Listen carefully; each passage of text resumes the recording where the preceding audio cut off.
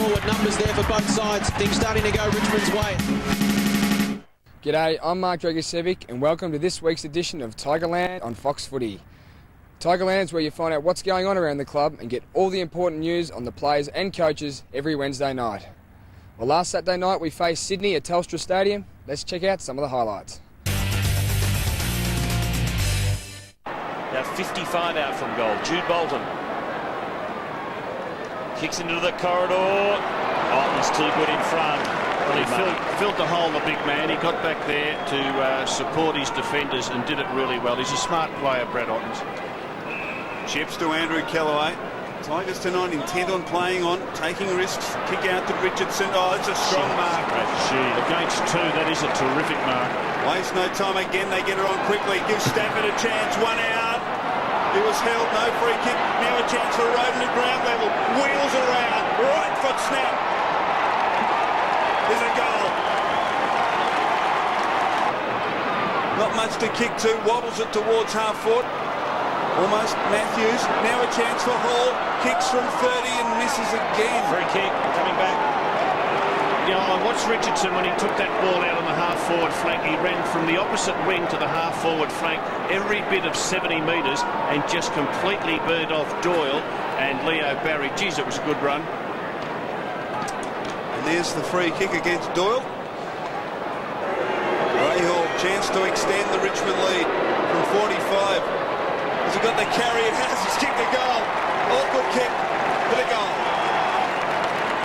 Matthews. Short. As the Swans once again from defence work it out. Gee, they've run through half-back with quick handball and short passing. They've mucked it up there, but they've done it so well in this third term. Yeah, Kennelly's coughed it up to Richardson, to Roden. Roden from 48, drives it long, great kick. That's the one the Tigers needed. They're not done with yet. So they need goals, Richmond. Williams. Saddington in front, fist from Tawney. Effective because Tigers have got players at ground level. Roden keeps it in now. Decides to kick towards Richardson. Chipping in front, next missed it. Duncan Kellaway off to Ottens. And Ottens runs in and kicks an open goal. It's been a great move in the Sydney hierarchy. Hall, Roden, flicks it to Bowden. He wobbles it back towards the wing. Great play, brilliant play from Ray Hall. He runs to 45. Drop punt is... just misses. No, it's a goal. No, it's a goal. That's a great effort from Ray Hall. So a disappointing finish to season 2002 for the Tigers, leading at the first two breaks before the Swans got on top to run away and register a comfortable 40-point win, 17-14-116 to Richmond's 11-10-76. Ray Hall was the Tigers' leading goal scorer, finishing with 4 goals. He was well supported by Greg Stafford and David Roden, who finished with 2 apiece. Ray turned in one of his best performances for the club, finishing with 12 possessions, 4 marks and 5 inside 50s to add to his 4 majors. Greg Stafford also posed some match-up problems for the Swans to finish with 12 possessions and 7 marks. Mark Coughlin finished off a brilliant second half of the season with another excellent effort, while Wayne Campbell and Matty Rogers also found plenty of the football. Well, Saturday night's game wrapped up season 2002 for the Tigers. Let's get a season review from coach Danny Frawley. Our defence, other than the last couple of years, has been our strong point. This year we've had a number of goals, easy goals kicked against us, and probably in spurts in games, opposition have been able to put on 4 or 5. The last 2 years previous to this year, we've been really resilient down there. I think probably the common denominator missing from our defence this year, the last couple of years, has Ben Holland. In round 3 really has hurt us with a big body down there. I think Gasper and Kellaway and Ty Zantuck and these guys have probably done to where they should have played. But with Ben being down there, it's been those guys have been asked to play bigger roles. Also, our ruckman, like with Matty going down and Greg Stafford, and Brad being injured in the middle of the year, our ruckman hasn't been able to push down back. We've stagnated somewhat. That's probably where we've really had a positive impact of putting Coughlin and maybe Dave Roden to a certain degree in there. You've got to remember they're 2 youngsters, but obviously the retirement of Matty Knights goes out saying we've lost a quality on baller there. And the gating type roles have been great, but we still haven't been able to get enough penetration into our midfield. So that'll be something in the trading period and in the draft that we've been looking at, obviously, over the last 8 or 9 weeks, opposition clubs and the youngsters out there. So if there's any youngsters out there in Australia who want to play in the midfield, we've got a couple of spots at the Tigers next year. But the positive of those boys, Tivendale and Fiora, have had another 12 months under their belt. We've really got to put a lot more weight on to get anywhere near, Brisbane's or Port Powers or Adelaide's. Those sides have really have hurt us in the midfield. Been able to hold our own fleeting times against most sides in the competition other than those three, but we've still got a hell of a long way to go. We still need someone like a Cracker or a Pettifer or one of those kids to jump up. We did recruit Houlihan and Hudson, but for whatever reason they couldn't come up to the plate. Hutto's been a terrific player, but it hasn't worked for both sides there. Houlihan's been going well down back, but we just haven't had a consistent goal kicker underneath our tools. We've relied on Matty, and of course, enough's been said about his injuries.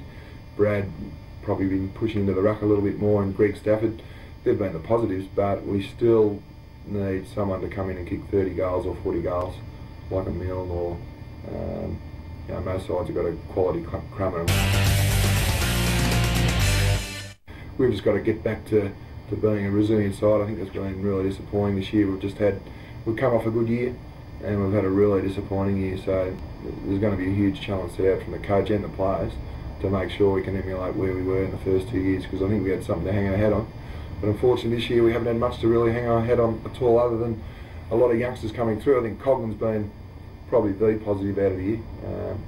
If it wasn't for Nick Rewalt, he'd probably be talked as being probably, not far off being the Norwich Rising Star, but Nick Rewalt would obviously get that.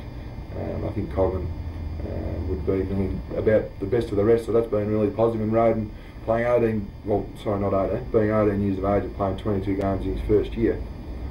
I'm pretty sure he'd be the only first year player to play every game, which is a terrific sign for him. He had a bit of a flat spot, but we see him probably going into the midfield next year with Coglin, so and you get Hilton back and Campbell, all of a sudden your midfield's looking fairly strong again. The resolve's going to be there. It's going to be a year of improvement. There's not going to be any promises like there was last year. I think we were in a little bit of a rebuilding phase. Being saying that, if we can keep our core list on the ground, which we were unable to do this year, we might surprise a few. But we're just going to have a very low-key build-up to our year, where last year was a lot of hype. We're just going to keep our head down and bum up and just show the Richmond supporters that we are a lot better side than what we showed this year.